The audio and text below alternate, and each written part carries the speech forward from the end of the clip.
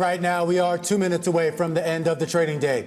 Romaine Bostick here with Katie Greifeld, taking you through to that closing bell with the global simulcast. Carol Massar and Tim Stenovec join us now. Welcome to our audiences across all of our Bloomberg platforms, television, radio, our partnership with YouTube here on, I guess we'll call it a bit of a rebound Monday, coming off of that significant sell-off that we saw on Friday. Yeah, absolutely, although off our best levels of the session. Having said that, you look at something like semiconductors, they are back in a big way. I'm going to get into some of the individual gainers a little bit later, but that index overall was up as much as 7.5% today. Right now, Tim, a gain of about 5.5%. I thought going into today we might see a little bit of a sell-off, given that we do see energy prices still elevated, though we are off our highs of the session. Still, up about 0.8% on WTI, Katie. Brent up about 1.2%. Both of these above $91 a barrel still.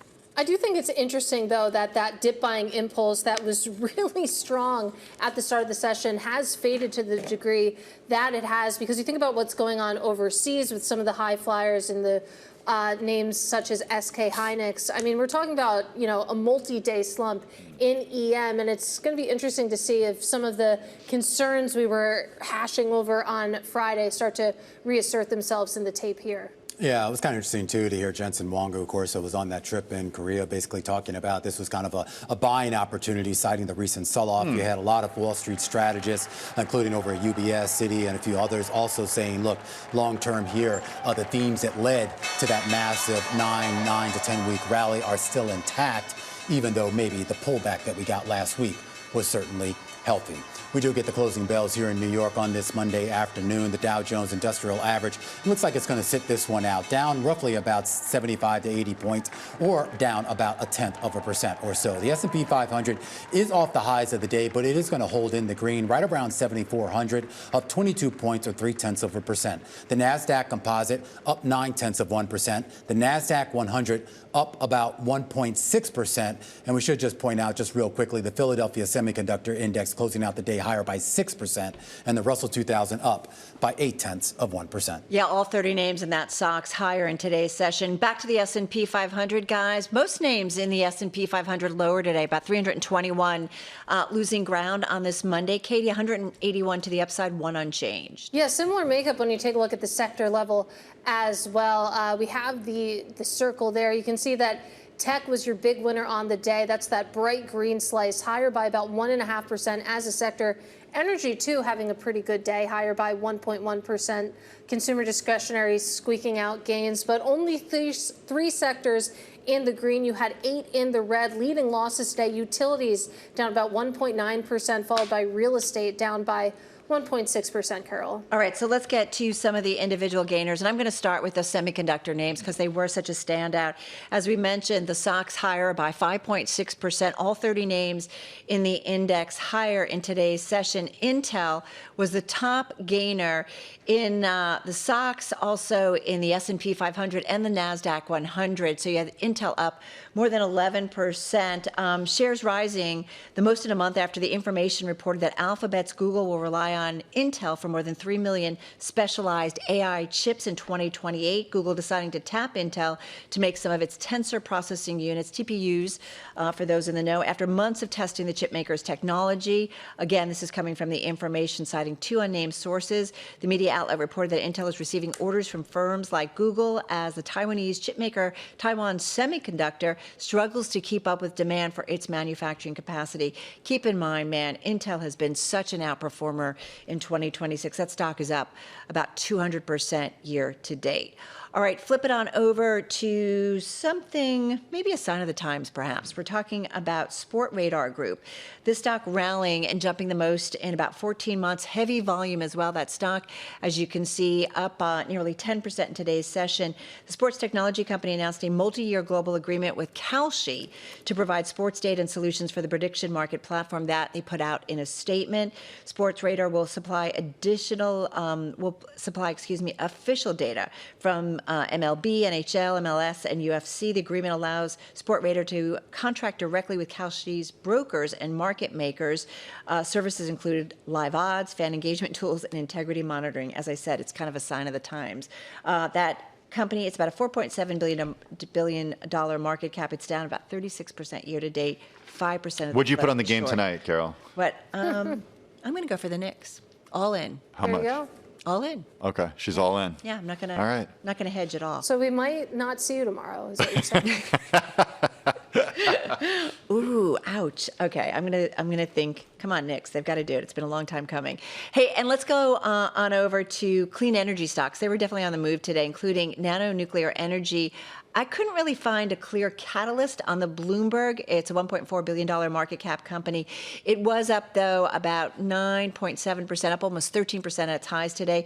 Benzinga Newswire noting that the stock is continuing to benefit from the EPA Administrator Lee Zeldin's recent commentary supporting small modular reactor development as a national energy priority.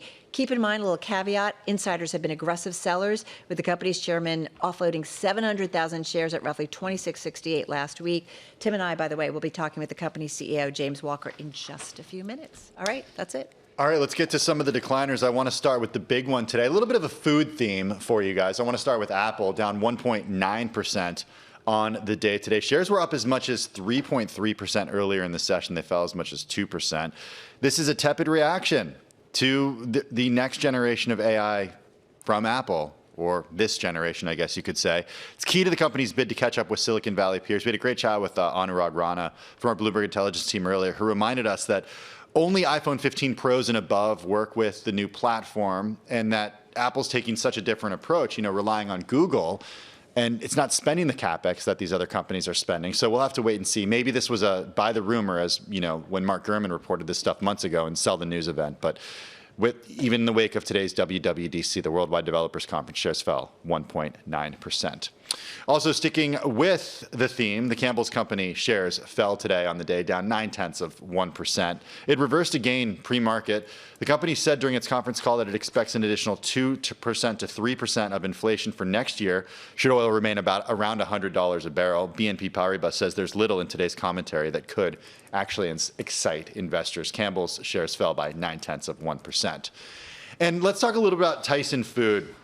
This got on our radar because we were talking about the screwworm cases, not just last week, but 3 new additional cases that Bloomberg News wrote about today. Tyson Food shares fell by close to 3% today after the U.S. Department of Agriculture confirmed an additional 3 cases of New World screwworm. That brings the total number of detections in the U.S. to 5. It adds to worries for a U.S. beef industry struggling with supply tightness, and could also continue to pressure beef processing plants that have already been operating at losses due to this cattle shortage. Once again, Tyson Foods down 3% today. I was hungry and then I was not. Sorry, that's just the way it works. Yeah. All right, a quick check on yields here. Basically, modest moves across the board, but more importantly, it is the long-term trajectory here. The idea that at least on the short term, in 5 of the past 6 sessions, we have seen short-term yields rise. Your long-term yields, 30-year yield up about 5 basis points, back over 5%. All right, guys, we're all in on sports today, and we caught up with a story that kind of, I don't know, it was kind of interesting about what's going to come up with the World Cup. The final on July 19th. Apparently, New York City's going to host a I'm sorry, the what?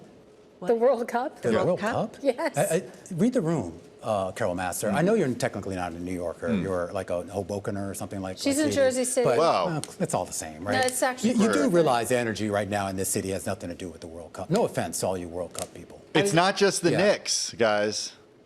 Everybody's It's the excited. Spurs. I was setting you up for a goal, actually, so that you could do the big story. Okay. All right. All right, should we talk about the Knicks? Let's talk about Yeah, the let's Knicks. talk about the Knicks because I've been looking at the webcam down there here. It's already getting crazy. They're goodness. setting up this whole perimeter out there. I don't know if you know this. But one story that I thought was interesting, Jalen Brunson, who is basically the star of this team and has kind of become really the face of the playoffs all season long, he doesn't really have a signature shoe.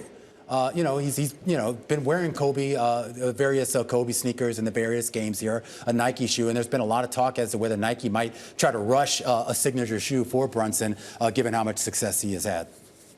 Yeah, the idea is that, I think there was one quote in this article that if Nike were able to get this off the ground within 60 days of a Knicks championship, maybe they should win first, that it would just sell like hotcakes here. And you have to imagine there's some truth to that. You going tonight? No, I'm going am. to try Yeah. See very if I can hard get to through the avoid the perimeter there. traffic. Oh, you better leave now, Romaine. I'm just going to hang out. Isn't there a watch party out there? No, not tonight. Oh, No, okay. they canceled the watch party. Just for the World Cup so far. Have they told New Yorkers? Mayor Mamdani will be there. The president will be there. The president, a guest of James Dolan tonight. Of So course, yeah. we'll see. As James Dolan does. So who else is going to be there? Who do you think is going to be courtside, Tim? Ben Stiller will be Timothy there. Chalamet. Stiller. Yeah. Wow. I'm interested to see if Kylie Jenner shows up. You know, that's Is Spike Lee allowed back into MSG? Will Wade thinks Spike Lee will be there. Okay, because He just threw that one over to me. Okay, all right. I mean, he's been a long-suffering Knicks fan. I hear I can watch it on Peacock Give tonight, him by the something. way. Does All right. Carol have any thoughts on this, or she just wanted to talk about soccer?